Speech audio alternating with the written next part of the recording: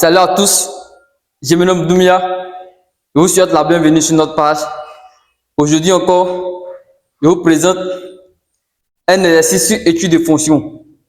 C'est un problème type bac sur étude de fonction. Donc, sans plus tarder, nous allons passer à la présentation de l'exercice. Tout d'abord, avant de passer à la présentation de l'exercice, vous devez savoir que c'est un problème type bac qui est divisé en deux parties. Nous avons la partie A et la partie B. Donc, pour cela, nous allons passer à la présentation de la partie A. Cet exercice est un exercice qui a été proposé une fois au bac. Donc, suivez attentivement. Ce même exercice peut être proposé cette année. Donc, suivez attentivement. Ici, aujourd'hui, je vais traiter la partie A. Prochainement, je vais traiter la partie B. Car j'ai décidé de traiter l'exercice intégralement, de la partie A à la partie B. Étude des fonctions. Problème. Voici la partie A qui est là. On dit soit H, la fonction dérivable sur R. Ici, on dit sur R. Vous devez savoir R ici, n'est rien d'autre que l'intervalle ouvert de moins l'infini à plus infini. C'est ça R. Et défini par H de X égale à 3 plus X moins 1 facteur de expo à la puissance X à la puissance moins X. Je reprends. H de X égale à 3 plus X moins 1 facteur de expo à la puissance moins X. La première question auquel vos aînés étaient confrontés, car ce problème a été une fois proposé au bac en Côte d'Ivoire, précisément en Côte d'Ivoire. La première question, ici, on dit calculer les limites de H en plus infini et en moins infini. C'est-à-dire de calculer les limites en R, tout simplement. Quand on dit R ici, c'est-à-dire de moins infini à plus infini. La deuxième question, on dit démontrer que pour tout X élément de R, H' de X égale à 2 moins X facteur de expo à la puissance moins X. La troisième question, on dit étudier les variations de H et dresser son tableau de variation. Ici, on dit étudier les variations de X, c'est-à-dire le sens des variations de la fonction H. Étudier les variations de H. Quand on dit les variations de H, c'est-à-dire le sens des variations de la fonction H et dresser son tableau de variation. La question 4a, on dit démontrer que sur l'intervalle de moins l'infini à 2, fermé en 2, l'équation H de X égale à 0 admet une unique solution alpha. Ici, comment répondre à cette question? J'ai fait, si je ne me trompe pas, plus de 2 vidéos où je vous ai montré comment répondre à ce genre de questions. La question B, 4b, démontrer que alpha est compris entre l'intervalle moins 1, 0. Enfin, la dernière question, on dit 5. On déduit que pour tout nombre réel, X, si X est strictement inférieur à alpha, alors H de X est strictement inférieur à 0. Et si X est supérieur à alpha, alors H de X est strictement supérieur à 0. Donc, je reprends. On dit si X est plus petit que alpha, c'est-à-dire X est strictement inférieur à alpha, alors H de X est comment? Est plus petit que 0, c'est-à-dire H de X est strictement inférieur à 0. On dit si X est supérieur à alpha, si X est strictement supérieur à alpha, alors H de X est strictement supérieur à 0. Voici les différentes questions auxquelles vos aînés étaient confrontés. Donc, restez jusqu'à la fin. Vous allez apprendre beaucoup de choses dans cette vidéo. Donc, pour cela, je vous dis, passons à la correction. Après avoir présenté l'exercice, nous allons passer à la correction de notre exercice. La première question, 1. Calcule des limites en plus infini et en moins l'infini. Donc ici, qu'est-ce qu'on aurait ici? Limite, lorsque x tend vers plus infini de la fonction h de x, cela donne quoi ici? Limite, lorsque x tend vers plus infini de 3x moins 1 facteur de expo de x. Voilà. Limite. Comment nous allons calculer la limite de la fonction h de x? Comment nous allons faire ici? Ici, ce que vous devez faire d'abord, qui est primordial d'abord, c'est de calculer d'abord la limite lorsque x tend vers plus infini de la fonction expo à la puissance moins x ici. Quand on calcule ici, cela donne quoi ici? On remarque bien, on sait la limite lorsque x tend vers plus infini de la fonction expo à la puissance moins x ici égale à 0. Pourquoi égale à 0? Ici, juste un rappel ici. On sait expo moins ici peut s'écrire comment? Peut s'écrire 1 sur expo à la puissance x. Or, la limite lorsque x tend vers plus infini de la fonction 1 sur expo à la puissance x, limite lorsque x tend vers plus infini de expo à la puissance x ici donne quoi ici? Donne ici plus infini. Or, on aura quoi ici? Réel sur infini, ça donne 0. C'est-à-dire ici, la limite lorsque x tend vers plus infini de la fonction expo à la puissance moins x ici égale à 0. Car la limite lorsque x tend vers plus infini de 1 sur expo à la puissance x ici est bel et bien pareil que la limite lorsque x tend vers plus infini de expo à la puissance moins x. Tout. Donc, c'est pour vous rappeler que expo à la puissance moins x peut s'écrire également 1 sur expo à la puissance x. Nous savons que la limite lorsque x tend vers plus infini de expo à la puissance moins x égale à 0. Donc, si nous savons que expo ici à la puissance moins x égale à 0 en plus infini, donc qu'est-ce que nous allons faire ici? On va venir calculer cette limite en plus infini. La limite lorsque x tend vers plus infini de x moins 1, ça donne quoi ici? Ça donne ici plus infini. Donc on aura quoi ici? On aura quoi ici? 0 fois infini ici. On sait que 0 fois infini, c'est une forme indéterminée. Donc, qu'est-ce qu'on peut faire pour lever les déterminations ici, rapidement? Ici, vous pouvez passer par la règle de l'hospital ici, pour pouvoir lever les déterminations. Mais qu'est-ce que nous allons faire ici?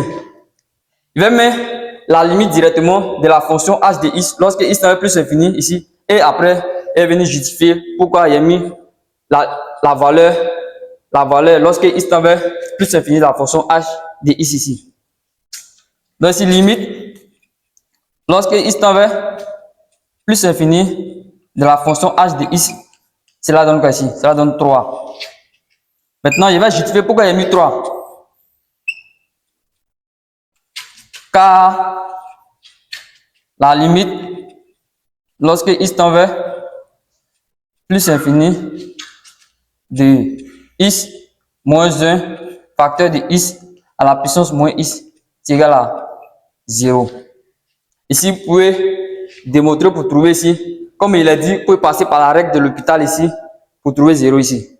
Or, ici, je vais vous montrer rapidement ici la limite lorsque x tend vers plus infini ici, ça va s'écrire comment? Égal à x moins 1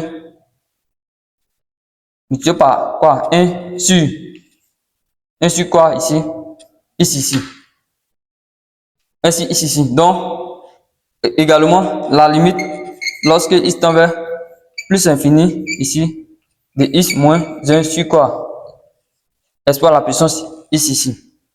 Or, ici, ça va plus infini ici, ça va plus infini. Donc, nous avons une forme indéterminée. Qu'est-ce que nous pouvons faire ici? Qu'est-ce qu'on peut faire ici pour lever les déterminations ici? Comme ici, on a plus infini ici, également plus infini, vous pouvez passer par la règle de l'hôpital pour lever les déterminations ici, en dérivant le numérateur, également en dérivant le dénominateur. Ici, si on dérive le numérateur, on aura quoi ici? Si on dérive, on sait que la dérivée d'une constante égale à 0. Donc, la dérivée de 1 moins 1 avec 0. la dérivée de x, comme x ici varie, la dérivée de x ici fait 1. Donc, on va 1. Or, la dérivée de, également de expo de x, ça donne quoi? C'est la même chose que expo de x.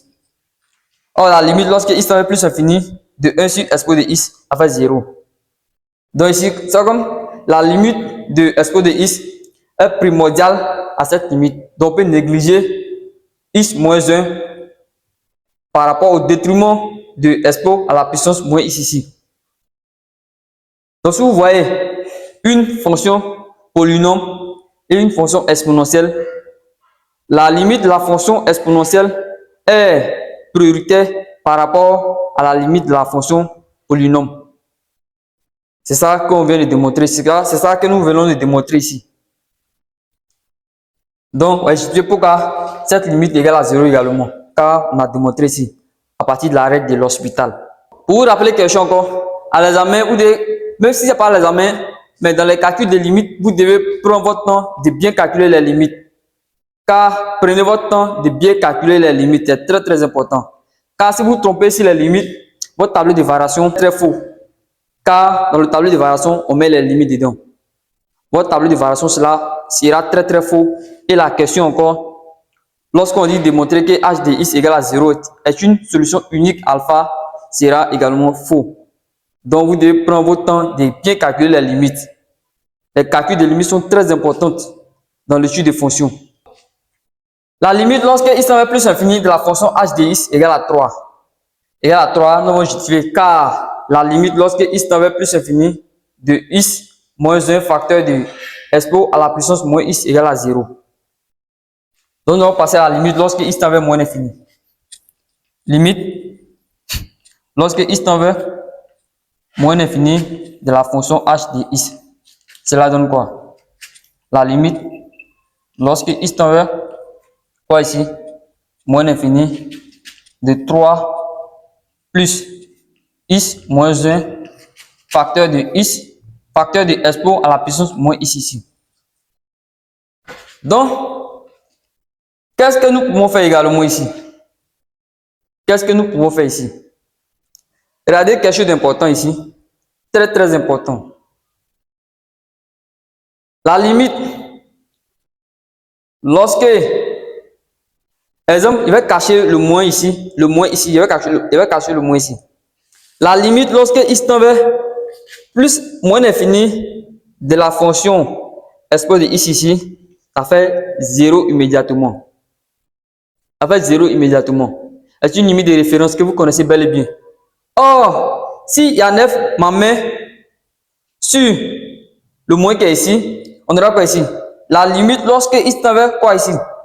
X tend vers moins infini de moins. En ce cas, multiplication, moins fois moins fait plus. Donc ici, on aurait ici plus infini. Plus infini.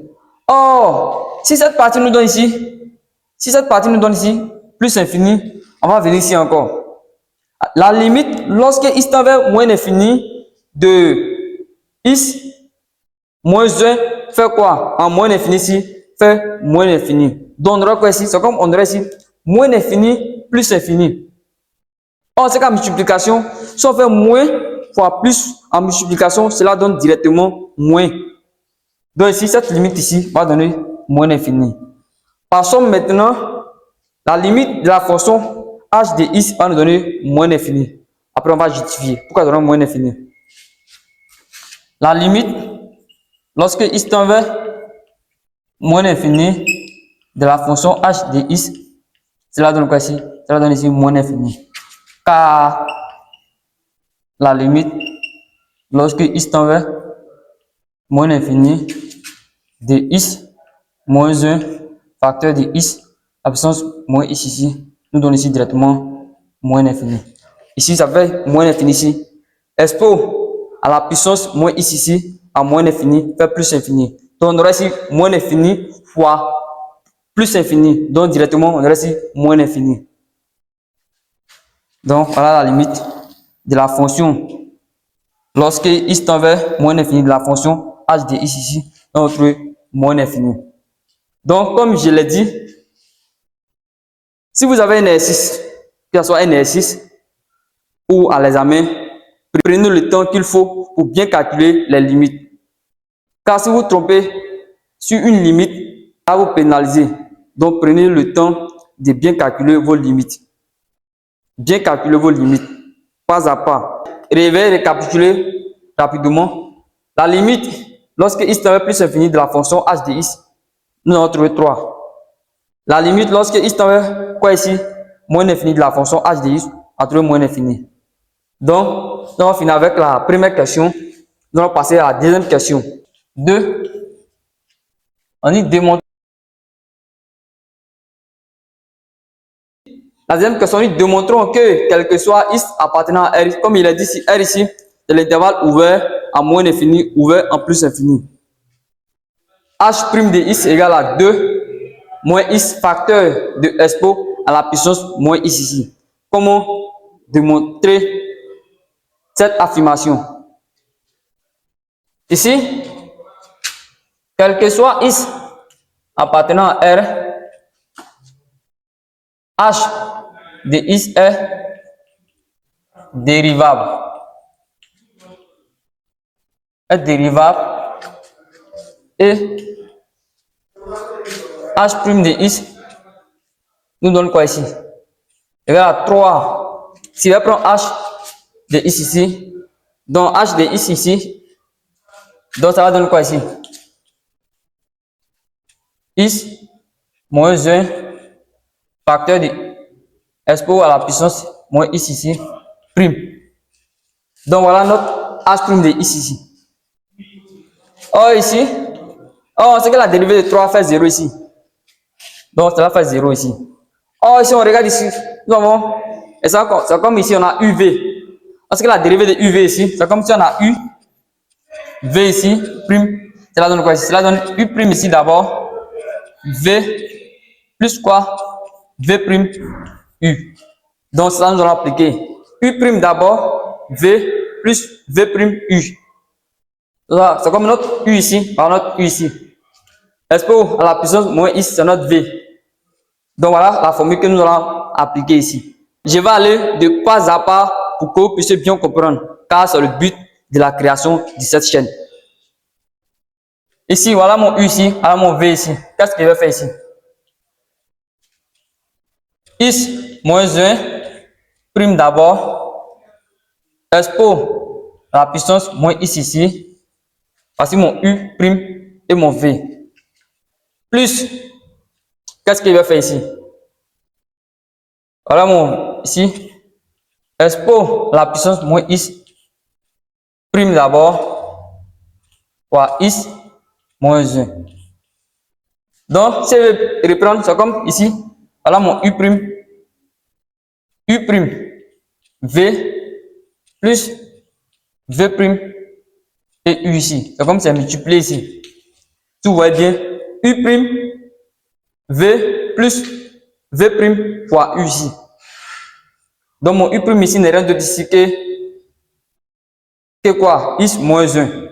Et mon v ici, c'est expo à la puissance moins x ici. Tout simplement. Qu'est-ce que cela donne ici? X moins 1. Or ici, cela donne quoi ici? Cela donne ici 1. La dérivée de x avec 1 doit avoir 1 fois expo de moins x ici. Si je veux pouvoir laisser 1, donc il a mis le 1 pour que vous puissiez bien comprendre. Qu'est-ce que cela donne ici? Or ici, nous savons ici, si on a expo à la puissance u dérivée, qu'est-ce que cela donne ici? C'est comme c'est u dérivé u prime d'abord, expo u. C'est comme le u qui était à l'exposant descend. C'est lui on dérive. On dérive et on prend expo à la puissance u, tout simplement. Voilà la formule. Donc, qu'est-ce qu'on aurait ici? Donc, on aurait ici plus moins x ici, prime. Oh, c'est lui qui est à l'exposant, lui descend. Expo moins x ici, fois x moins 1. Il va aller doucement, doucement, pour que vous puissiez bien comprendre. Car il y a certaines personnes qui n'arrivent pas à comprendre. Mais il n'est jamais trop tard. Mais si vous ne comprenez pas, même si l'examen reste 2 semaines, vous pouvez comprendre avant d'aller à l'examen. Si que vous faites un peu d'effort, vous allez comprendre. Ce n'est pas compliqué. vous ne comprenez pas actuellement, il n'est jamais trop tard pour apprendre quelque chose.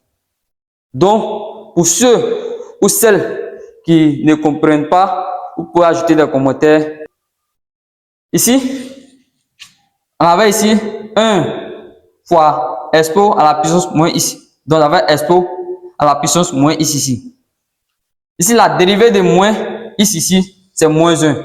Or, le moins 1 ici était multiplié par expo à la puissance moins ici. Donc, tout simplement, on aurait ici moins expo à la puissance ici moins is, facteur de is moins 1. Tout simplement. Donc, qu'est-ce que nous pouvons faire ici? Qu'est-ce que nous pouvons faire ici? Ici, on va mettre expo en facteur ici. Donc, on met expo ici en facteur. Donc, on aurait ici expo de moins ici, facteur de 1. Ici, qu'est-ce qu'on aurait ici? Qu'est-ce qu'on aurait ici? On aurait ici moins ici. Ici, le moins rentre ici. Ça va faire plus 1 ici. Est-ce que vous avez compris? Exemple, si on développe ici, on aurait ici is, on aurait ici moins is, expo à la puissance ici, is. Moins is également. Ici, on développe ici, expo, ici moins, ici, on aurait ici moins, quoi ici? Ici, on aurait ici plus, expo à la puissance ici. Donc, si on met expo en facteur ici, donc ici, il y a développé pour que vous puissiez bien comprendre ici. Il y a cette partie, mais si il développe, vous allez comprendre. Donc, si on aurait expo moins ici. Si il développe lui là, ici, ça va donner moins is, expo de moins ici. Donc, ici, si il développe, on aura ici moins expo à la puissance moins ici fois moins 1. Donc, ça va donner ici plus expo à la puissance ici moins ici. Donc, ici, on a expo. Donc, ici, il y a expo à la puissance moins is en facteur ici. Donc, on a ici 1 moins is plus 1. Donc, cela donne quoi également ici? Cela donne ici. C'est bien, cela donne quoi ici? Cela donne ici. 1 plus 1, ça va 2 moins is. Facteur de is, facteur de expo moins is. Voilà ce que je trouve. C'est ça qu'ils m'ont demandé. On dit de montrer que quel que soit is appartenant à R, h' de is égale à 2 moins is facteur de expo à la puissance moins is. Donc, c'est ça que j'ai trouvé ici.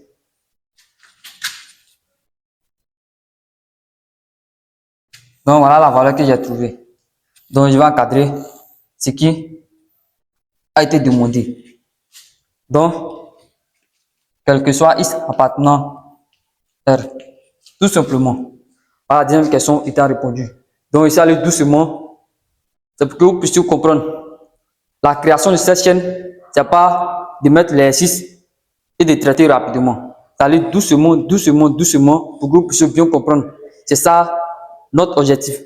Notre objectif, c'est pour que vous puissiez bien comprendre l'exercice qu'on vous propose. Si vous comprenez, c'est l'essentiel. On va passer à la troisième question. La troisième question ici est étudier les variations de H et dresser son tableau de variations ici. Si on dit étudier les variations de H ici, cela n'est rien de dire que le sens des variations de la fonction H. Donc, le sens des variations. Or, pour étudier le sens des variations, qu'est-ce que nous avons besoin? Nous avons besoin d'abord d'étudier le signe de la fonction H' de ici d'abord. La dérivée que nous voulons de démontrer. C'est ça qui va nous aider à déduire le signe ou le sens des variations de la fonction h de x. Donc pour cela, nous allons passer à la troisième question. La question 3 ici. La question 3, étudions les variations de h et dressons son tableau de variations. Comme il a dit, nous nous servir ici de la fonction ici h' de x qui va nous aider énormément. Quel que soit x appartenant à R ici, qu'est-ce que nous remarquons ici? Nous avons ici le produit de deux fonctions ici. Ici, on a 2 moins x, facteur de expo à la puissance moins x ici. Donc, quel que soit x appartenant à R, qu'est-ce que nous remarquons ici? Expo moins x ici serait strictement supérieur à 0. Car toutes les valeurs que vous allez prendre ici, expo de x serait strictement supérieur à 0. Alors,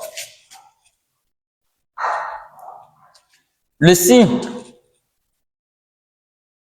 de H' de X dépend de celui de 2 moins X ici. Tout simplement. Le signe de H' de X va dépendre de celui de là, de 2 moins X.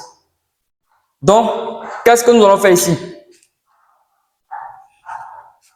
Donc, étudions le signe de 2 moins X.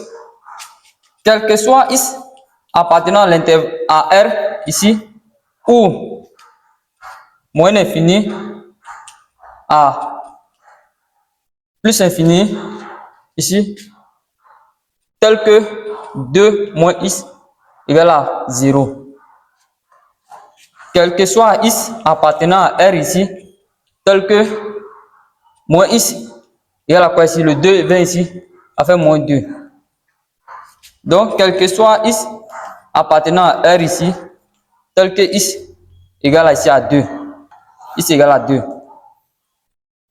Donc, la fonction qui annule 2 moins X ici, n'est rien de citer 2. Donc, nous allons faire un tableau de signes de 2 moins X. Tableau de signes. Tableau de signes de 2 moins X. Ici, X ici. Ici, on a la fonction est définie sur R ici, de moins à de moins l'infini à plus infini. La fonction s'annule en 2. Donc ici, on aurait ici quoi ici? 2 moins ici, X. Or, dans mes précédentes vidéos, je vous ai dit, pour mettre les différents signes ici, je vous ai montré un secret. Vous calculez la limite de cette fonction en plus infini. La limite, lorsque X tend vers plus infini, de 2 moins X ici, cela donne quoi ici? Cela donne immédiatement moins l'infini. Donc, comme cela donne moins l'infini ici, je vais mettre ici le moins ici. Ici, moins ici. Et ici, plus ici. Comme ici, c'est moins, la fonction s'annule en 0 ici. Donc, ici, ça devient plus automatiquement. Quel que soit X appartenant à l'intervalle, moins l'infini ici, 2 ici. H' de X est comment? H' de X est comment ici? Quel que soit X appartenant à l'intervalle ici, moins l'infini 2, H' de X est comment? Elle est strictement supérieure à 0. Et quel que soit X appartenant à l'intervalle ici de 2 à plus infini, H' de X est comment également ici? Est strictement inférieur à 0. Donc il reprend ici. Quel que soit X appartenant à l'intervalle ouvert moins l'infini à 2, H' de X est supérieur à 0. Et quel que soit X appartenant à l'intervalle ici, de 2 à plus infini, H' de X est comme ici, elle est inférieure à 0. Donc, maintenant, nous allons déduire maintenant le sens des variations ou même les variations de la fonction H. Quel que soit X appartenant à l'intervalle, moins l'infini, 2 ici, H' de X est comment? Est supérieur à 0, d'où H de X est strictement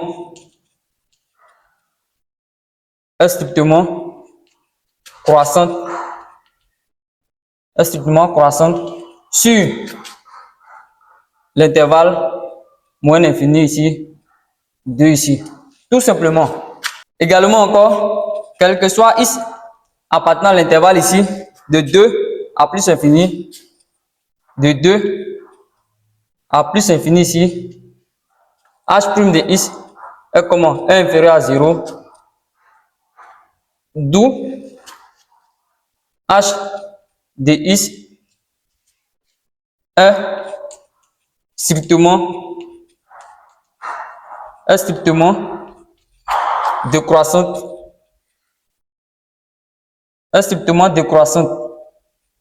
sur l'intervalle de 2 à plus infini. La fonction est comme ici. Elle est strictement décroissante sur l'intervalle 2 à plus infini.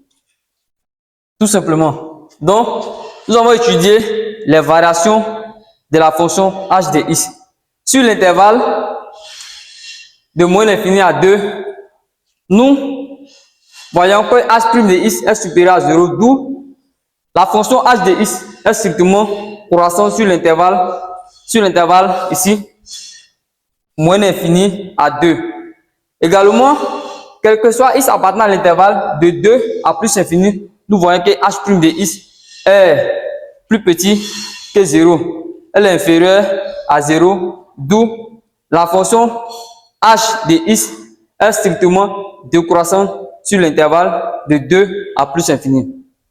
Donc voilà comment étudier les variations d'une fonction. Dans notre cas ici, c'est h de x. Après avoir étudié les variations de la fonction h, nous allons dresser son tableau de variations.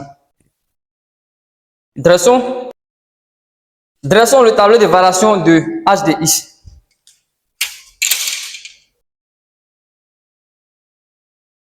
Voici la valeur de x ici. C'est de moins l'infini à plus infini. Or, la valeur qui annulait la fonction était 2. Donc ici, on a trouvé plus infini ici, moins ici. Donc ici, on a trouvé plus ici, on a trouvé moins ici. De l'intervalle ouvert de moins l'infini à 2 ici, la fonction h de x était strictement croissante. De l'intervalle ouvert de 2 à plus infini, la fonction h de x était strictement décroissante. Donc ça c'est h' de x, ça c'est h de x ici. Donc de l'intervalle ici, la fonction était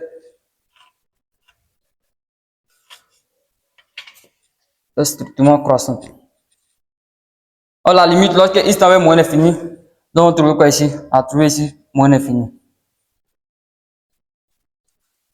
Donc ici, on met h de 2 ici. Or, de l'intervalle de 2 à plus infini, la fonction h de x était strictement décroissante. Ici, nous avons trouvé 3 ici. La limite, lorsque x est plus infini, de h de x, on a trouvé 3. Donc, voilà notre tableau de variation. Et maintenant, nous allons déterminer h de 2.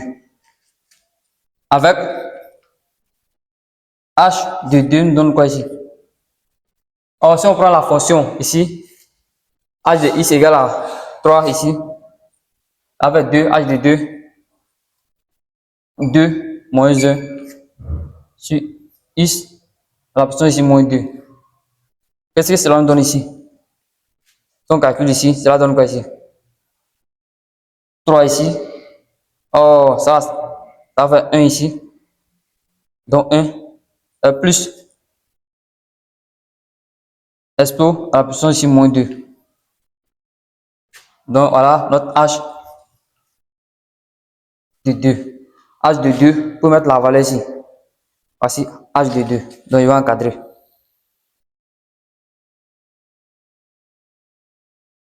H de 2. Tout simplement. Après avoir fini avec la question 3, étudier les variations de h et dresser son tableau de variation, nous allons passer à la question 4a.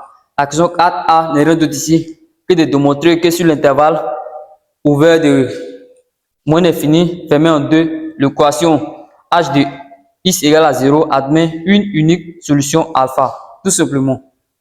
Donc on va passer à la question suivante. Démontrons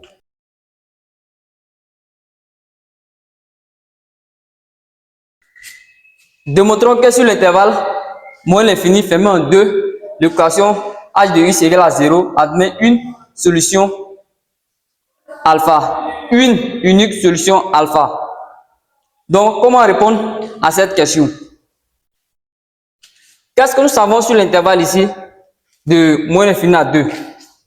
De moins l'infini à 2, qu'est-ce que nous savons? Nous savons bel et bien ici que la fonction h de x, elle est comment? Elle est strictement croissante. Donc, h de x est continue. Or, on sait que la dérivabilité implique la continuité. Donc, si on veut, on peut dire elle est dérivable ou continue. Donc, h de x est continue. La fonction h de x est continue et strictement croissante. Strictement croissante sur l'intervalle moins l'infini fermé en 2. Comme ils ont fermé en 2, nous sommes fermés en 2. Donc, h de x est continue et strictement croissante sur l'intervalle moins l'infini 2. Comme il a dit, la dérivabilité implique la continuité. H de x est continue et strictement croissante sur l'intervalle moins l'infini fermé en 2. Ce qu'on vient de dire là, que h de x est continue et strictement croissante sur l'intervalle de moins l'infini à 2, qu'est-ce que cela veut dire? Cela veut dire simplement, alors, h de x réalise une bijection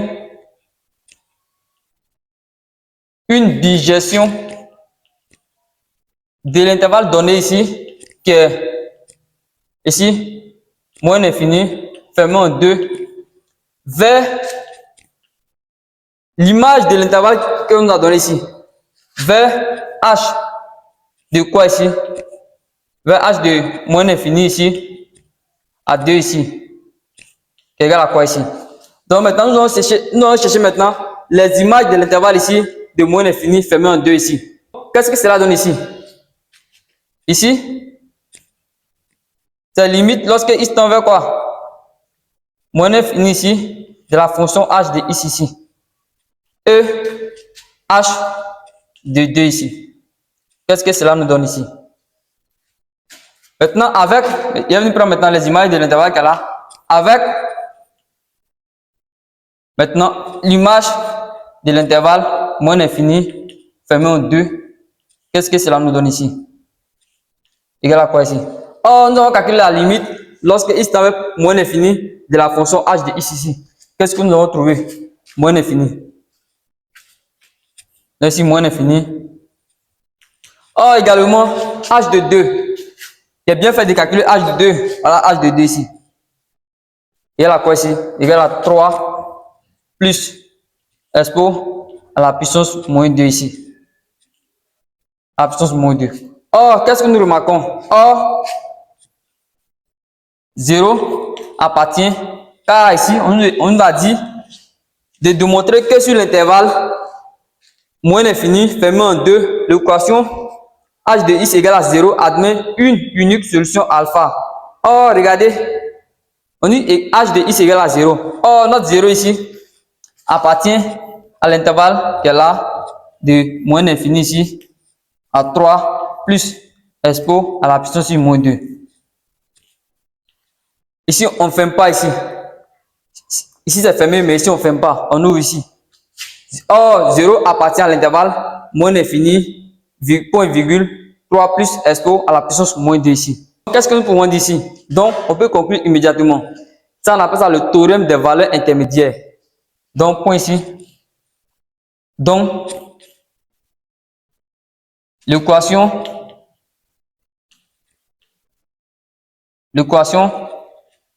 h de x égale à 0 admet une unique solution alpha sur l'intervalle moins l'infini fermé en 2. Tout simplement. Donc ici, je vais lire rapidement. La fonction ici, h de x est continue. Comme il est dit, la dérivabilité implique la continuité. H de x est continue et strictement croissante sur l'intervalle moins l'infini fermé en 2. Alors, ce qu'on vient de dire, cela signifie quoi? Alors, h de x réalise une bijection de l'intervalle qu'on nous a donné, qui est de moins l'infini fermé en 2.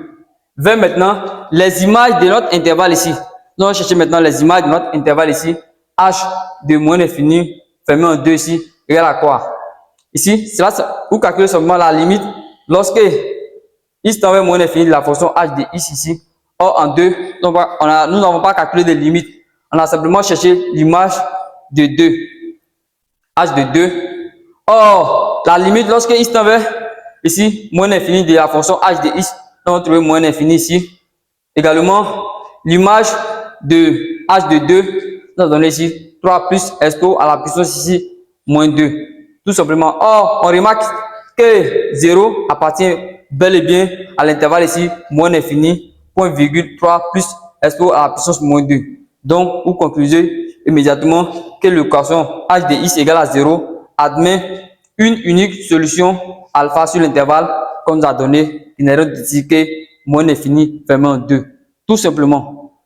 Voilà comment répondre à cette question. Ici, nous avons appliqué le théorème des valeurs intermédiaires. 4, ici 4b ici. La question 4b n'est rien de dire que de montrer que alpha est compris entre moins 1 et 0. Ici, pour pouvoir montrer que alpha est compris entre moins 1 et 0 ici, qu'est-ce que nous avons? Nous allons calculer h de moins 1 et après nous allons calculer h de 0. Et après nous allons faire le produit entre h de moins 1 multiplié par h de 0. Si on trouve que h de moins 1 multiplié par h de 0 est inférieur à 0, on peut conclure immédiatement que alpha est compris entre moins 1 et 0. Tout simplement.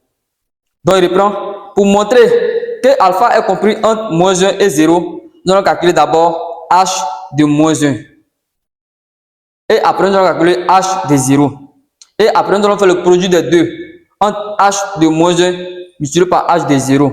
Si on trouve que, si on remarque que h de moins 1 multiplié par h de 0 est inférieur à 0, en même temps, on conclut que alpha est compris entre moins 1 et 0. Ici, je vais calculer d'abord h de moins 1.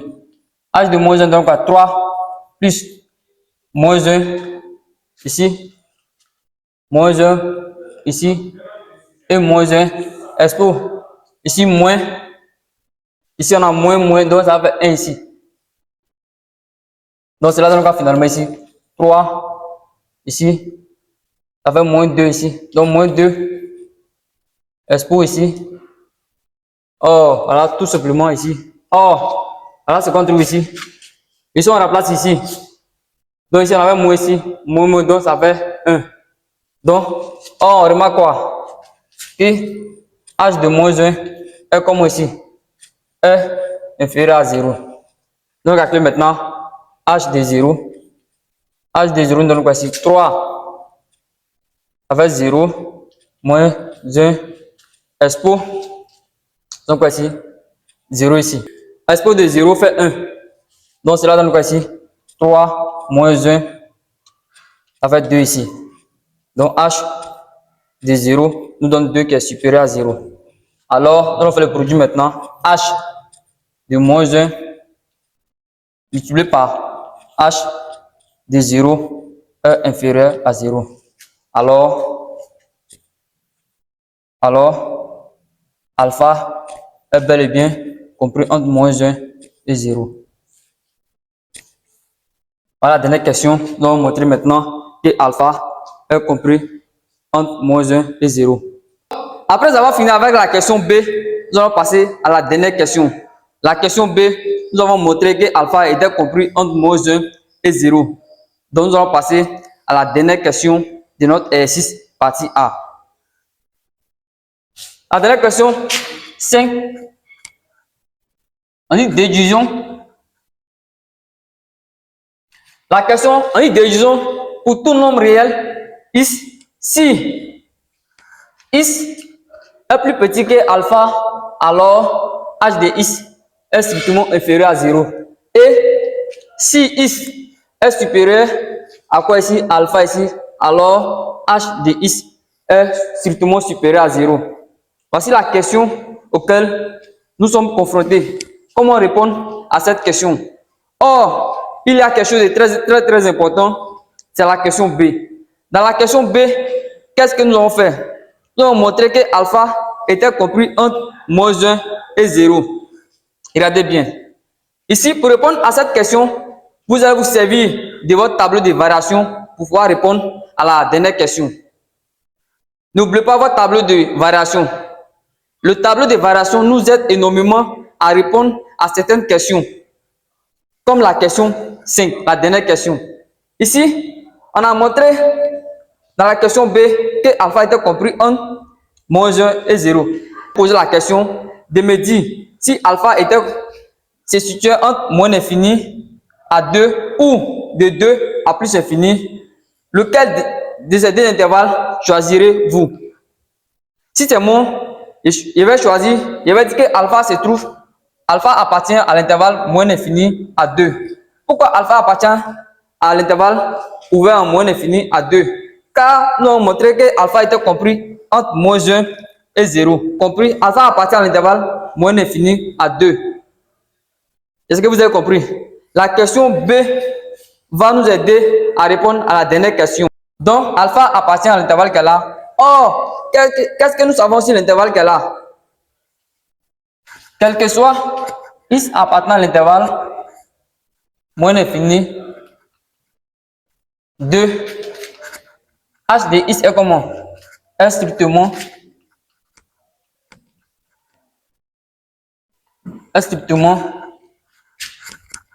croissante sur l'intervalle moins infini 2. L'information que nous savons sur l'intervalle moins infini 2, nous savons que h de x est strictement croissante sur l'intervalle moins infini 2.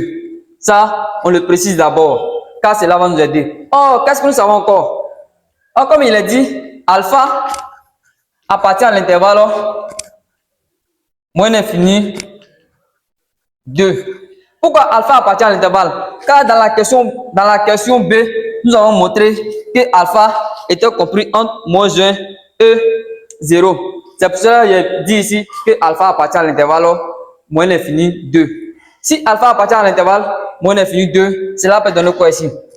Cela implique quoi? Donc, je vais introduire alpha dans l'intervalle qu'elle a. Donc, cela va donner quoi ici?